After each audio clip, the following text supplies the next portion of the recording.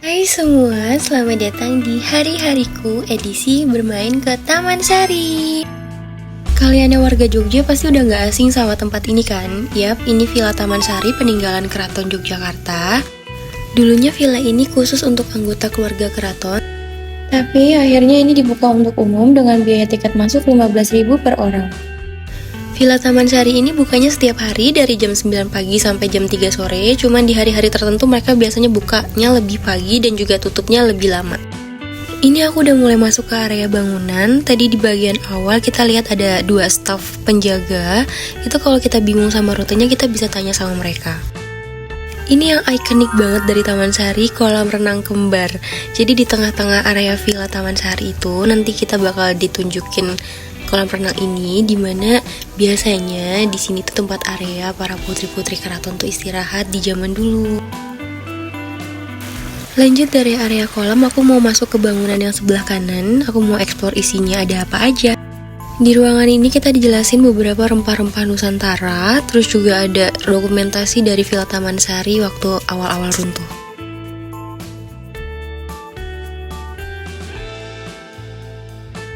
Lanjut dari sisi sebelah kanan, aku mau langsung ke atas aja karena di bawah udah rame dan padat banget. Ini aku lagi ada di area tengah bangunan pertama Villa Taman Sari, cuman sayangnya ternyata di bangunan ini tuh ditutup guys, tapi kita masih ada akses buat ke atas. Cuman karena di area ini tuh kita nggak bisa lihat apa-apa, cuman yang lihat tampak belakang aja dari bangunan ini. Jadi aku mutusin untuk turun terus langsung lanjut ke area kedua. Sebenarnya ini kali kedua aku ke Villa Taman Sari, jadi ini aku modal inget-inget dari pengalaman pertama aja rute-rute ke bangunan kedua Villa Taman Sari. Di area akses jalan menuju bangunan kedua dari Villa Taman Sari itu minim banget sama petunjuk arah, jadi ini aku modal insting aja nih dari pengalaman pertama aku dan juga nanya ke penduduk sekitar. Buat kalian yang baru pertama kali ke Villa Taman Sari ini, kalian gak perlu takut bakalan nyasar. Kalian bisa pakai jasa pemandu wisata. Jadi warga sekitar sini juga ada yang menawarkan jasa sebagai tour guide ya teman-teman. Untuk biayanya sendiri itu tergantung, ada yang menawarkan seikhlasnya, ada juga yang mulai dari 20.000 sampai 100.000. Satu bangunan yang paling dekat dari bangunan pertama tadi, tapi kita gak ada akses buat masuk karena ditutup. Sebenarnya bangunannya cuma kayak gini doang sih, dan nggak bisa eksplor bagian dalamnya karena memang ditutup guys. Ini sekarang aku mau ngelewatin lorong menuju pintu masuk bangunan kedua Villa Taman Sari. Kalau selama perjalanan kalian lapar atau haus, kalian nggak perlu takut ya guys, karena warga sekitar itu di setiap jalan lorong tadi itu buka jualan dari aksesoris, makanan, minuman, bahkan toilet umum. Nah ini aku udah hampir masuk ke area bangunan kedua. Sepanjang jalan tadi aku rame banget ketemu wisatawan. Emang lebih rame sih daripada pertama kali aku datang, karena mungkin lagi musim liburan sekolah ya, jadi banyak ketemu wisatawan yang dari luar Jogja. Sayangnya untuk bangunan kedua ini emang udah nggak sebagus bangunan pertama, karena bangunan kedua ini udah runtuh akibat gempa Jogja. Cuman aku kurang tahu ini gempa yang tahun berapa. Padahal kalau kita lihat dari arsip Jogja, bangunan untuk Villa Taman Sari ini tuh sebenarnya megah banget, terutama di bangunan utamanya. Bangunan kedua ini sebenarnya bangunan utamanya guys.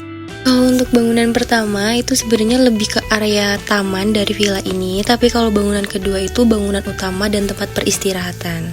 Kalau kita kulik dari arsip dokumen sejarah, Taman Sari ini di bangunan keduanya sebenarnya ada 2 lantai, tapi emang udah runtuh, bahkan atapnya pun udah nggak ada sama sekali.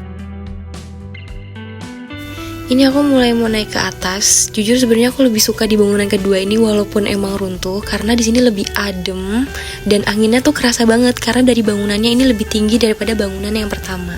Di area ini tuh sebenarnya udah nggak ada atapnya lagi, bahkan untuk yang lantai 2-nya pun udah kosong blong gitu, nggak ada sama sekali pijakannya.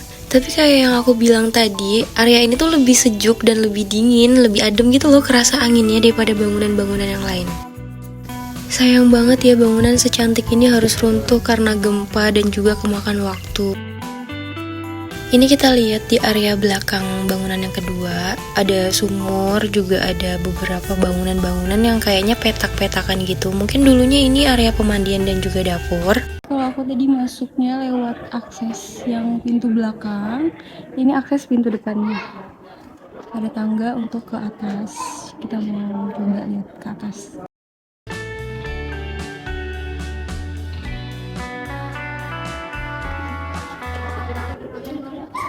bagian atas aku ditutup karena emang nggak ada lantai lagi kayak yang tadi udah aku kasih lihat. Jadi cuma tinggal ada bangunan tinggi menjulang doang dan nggak ada lantainya. Akses yang dari sana atau dari depan itu ternyata dikunci teman-teman. Jadi kalau udah keluar kita nggak bisa masuk lagi, udah selesai destinasinya. Di pintu keluarnya ada di sebelah sana, gerbang yang warna hijau. Aku mau keluar lewat akses yang tadi aku masuk, pertama kali masuk. Nanti kita nggak perlu balik sampai ke bangunan yang pertama, tapi dari gerbang utama di bangunan kedua tadi nanti kita tinggal belok aja.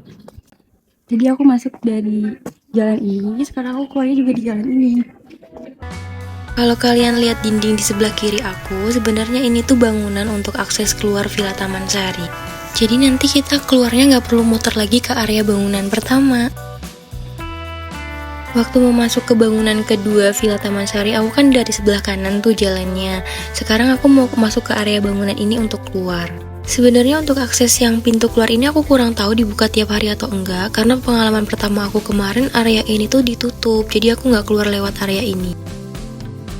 Kalian sadar gak sih dari video aku, area pintu untuk Villa Taman Sari itu semuanya pendek.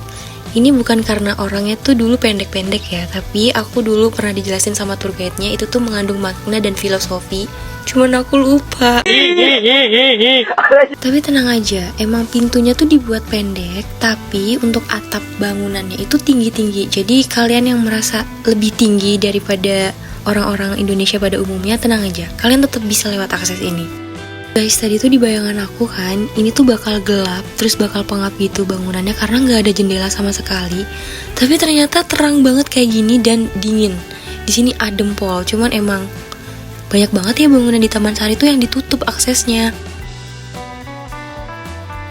Nah ini setelah beberapa meter aku jalan di area ini, aku baru sadar ternyata aku udah ngelewatin dua area tuh yang ada bangunannya tinggi banget atapnya dan ventilasinya tuh banyak.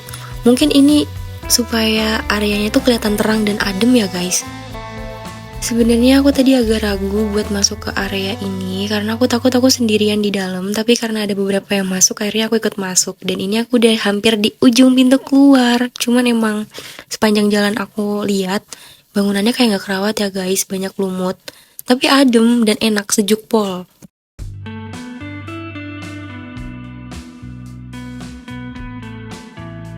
Ini aku udah di luar bangunan akses pintu keluar dan aku lihat mural kayak gini. Terus aku lanjut jalan. Ini dari pintu keluar tadi kita ngelewatin lorong kayak gini lagi. Kayak gini tuh disebutnya lorong apa bukan sih? Pokoknya ngelewatin ini deh ya. Terus tahu-tahu aku udah di sini dan kalau dari sini tuh kita bakal kelihatan tuh area bangunan kedua Villa Taman Sari. Ternyata aku jalan sejauh itu ya. Tapi nggak kerasa capek loh.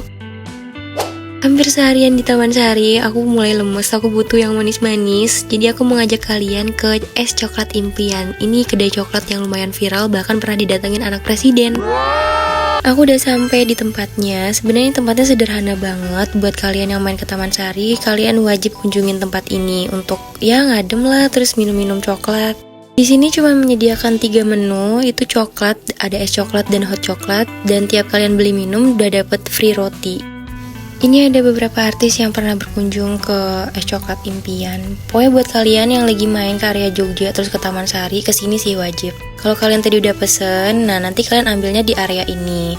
Jadi nanti kita bisa nuang sendiri coklatnya, tapi nggak boleh refill. Pesanan aku udah jadi, segitu aku bayar 15.000. Terus ini aku udah pilih tempat duduk. Nah, untuk Es Coklat Impian tuh terkenalnya sama ini nih guys. Jadi banyak banget yang nulis notes di sini, ditempelin di dinding. Banyak banget sih emang, dan hampir seluruh dinding dari kedainya tuh ketutup sama notes ini. Sekian hari-hariku hari ini. Terima kasih buat kalian yang sudah menonton. Sampai jumpa lagi ya.